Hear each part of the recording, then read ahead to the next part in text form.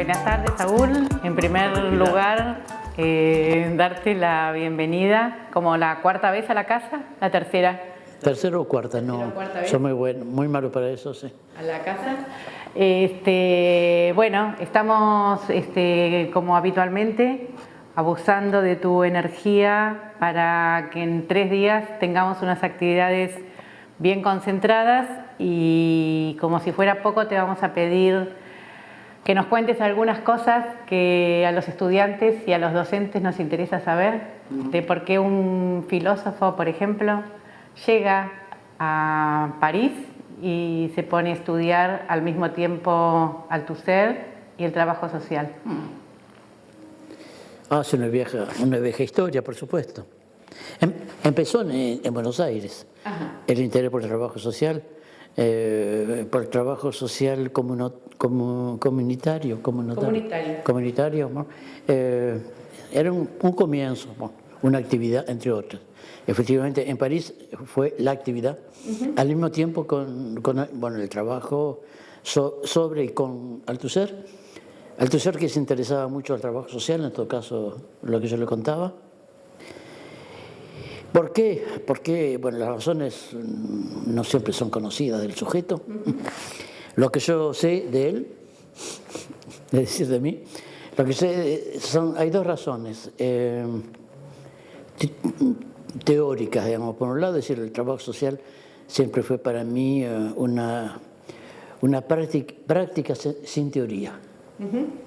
Es decir, una práctica real, efectiva, con públicos para nada simples, en condiciones de trabajo en Francia o lo que conozco de América Latina o España también, condiciones de trabajo difíciles o muy difíciles, y al mismo tiempo mi fascinación, porque no hay otra palabra, mi fascinación por el hecho que el trabajo social no es ni únicamente económico, ni únicamente psicológico, ni únicamente ninguna de las disciplinas universitarias legítimadas en todo caso.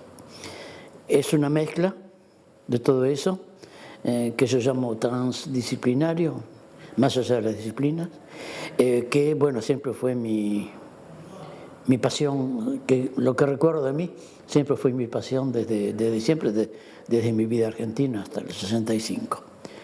Eso. No veía, hoy día tampoco, no veía la filosofía como una actividad únicamente de escritorio, o únicamente de artículos, cosa que hago mucho, pero no solo, sino también mi pasión por el trabajo social práctico, es decir, como sabes, hago mucho análisis prácticas, que es lo que es mi locura, casi diría, casi en el sentido psiquiátrico. ¿Por qué Althusser? Porque Althusser fue mi nueva vida allí, mi recomienzo de vida, y porque lo teórico está siempre juntado con lo existencial, si no es puramente libresco y eso no es muy argentino. Las teorías de Althusser, en particular, lo que él avanzó sobre las ideologías, me parece esencial para entender el trabajo social. El trabajo social, entonces, como ejemplo químicamente puro de la pertinencia de sus teorías sobre la ideología, de la fuerza de ideologías, del valor de las ideologías, del sentido no peyorativo de las ideologías. Esto le contaba, nos veíamos muy a menudo, por supuesto, le contaba estas cosas, le parecía muy bien, salvo cuando hablaba de él, pero eso forma parte de la neurosis de uno y otro. Eso sigo siendo alguien que trabaja mentalmente con Althusser, con lo que él diría, no diría, etc. ¿Podría ser un poco atrevido decir que en su libro Althusser, cuando hablaba de los aparatos ideológicos del Estado, se olvidó del trabajo social? ¿Y me olvidé yo? Althusser se olvidó de escribirlo. Sí, porque no era su tema, no era su práctica. En Francia, más que en Argentina, los profesores, el nivel que era el suyo, son castas, castas reales, con disfraces, como puedes ver. Con estilos, no disfraces. Perdón, con estilo, hablo mal español, sí. Eso es. No se olvidó, digamos, no era su tema. No era su tema. Era muy bueno para dejar trabajar. Entonces, bueno, eso. Me empujó mucho a publicar un libro que yo había hecho sobre sus ideas, para que empezara con el trabajo social. Como soy un chico obediente, lo hice. Bueno, ¿Tu libro sobre Althusser está solo en francés? No tiene edición en español. No creo. Nunca lo vi. Y bueno, es otro tema, pero el asunto con las editoriales es muy complicado. Muy, muy, muy complicado. Sí, ahí estamos mirando tus libros nuevos, pero no es fácil. No, aparte es un francés no rebuscado, pero es un francés riguroso, entonces, bueno, cada palabrita pensada, qué sé yo. Ahí también pensaba que hay algo que a las y los trabajadores sociales nos cuesta mucho, que es entender que analizar la práctica requiere de la filosofía. Sí, sí. Y a veces los estudiantes de trabajo social dicen, bueno, ¿para qué necesito aprender filosofía? Y creo que en parte quienes trabajamos un poco con tus textos es lo que encontramos, además de la discusión sobre ideología inconsciente, que para algunos de nosotros es central para entender los problemas sociales. Más bien. También me parece que hay algo de un uso práctico de la filosofía, no en un sentido pragmatista o utilitarista, sino de un uso del pensamiento filosófico. Te voy a enviar, creo estamos en comienzos de octubre. A final de octubre tendría que aparecer en YouTube una entrevista, no, una conferencia sobre la filosofía en la formación de trabajadores sociales.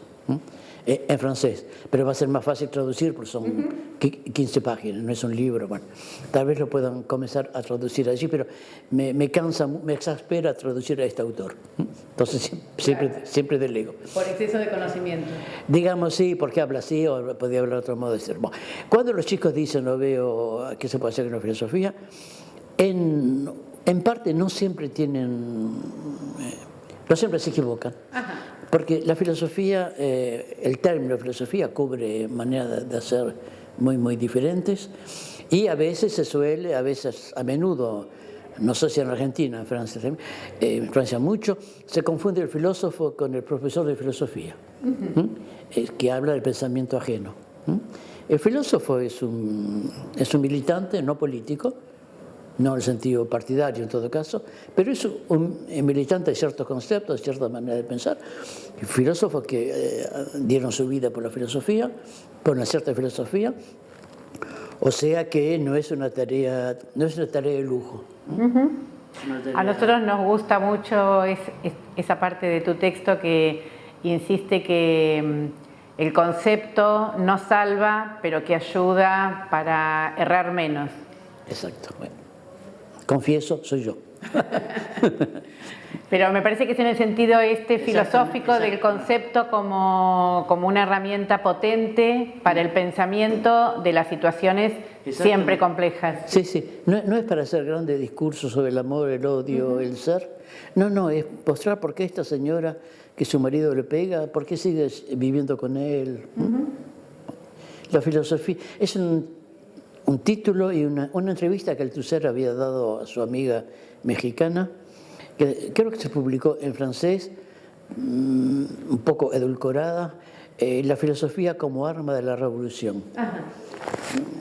Artículo, bueno, para nosotros importantísimo en la época, los años 80. Bueno, eso es lo que tú dices, como arma de la revolución, arma no grandilocuente de la revolución.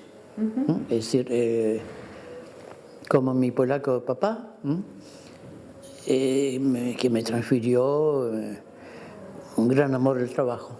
Eso es lo que hago oscuramente. No paso mucho por la tele o estas cosas, pero ayudar a los que quieran, ayudar a otros trabajadores sociales, psicólogos también, ayudar a ver un poco más claro, desempantanarse un poco. Bueno, y finalmente, aunque sería una pregunta extensa, pero te pedimos que finalmente y sintéticamente nos digas 2 palabras sobre la situación actual en Francia, el movimiento de chalecos amarillos, si entendés que es una resistencia,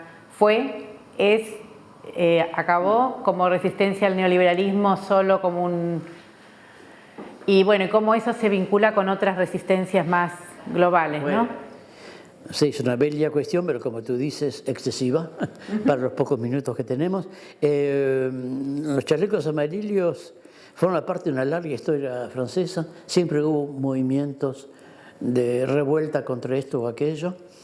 El movimiento híbrido, híbrido en el sentido que, por un lado, efectivamente, resistencia al neoliberalismo, por otro lado, se pretende apolítico, por otro lado, es populista de derecha.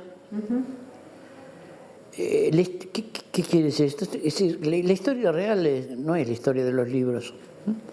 La historia real es compleja, con amores que se odian y odios que se aman. Es decir, no obedece a una lógica única. Fue muy importante. Hubo hace 2 semanas intentos, son los sábados, intento para rehacerlo, no salió muy bien, hubo poca gente.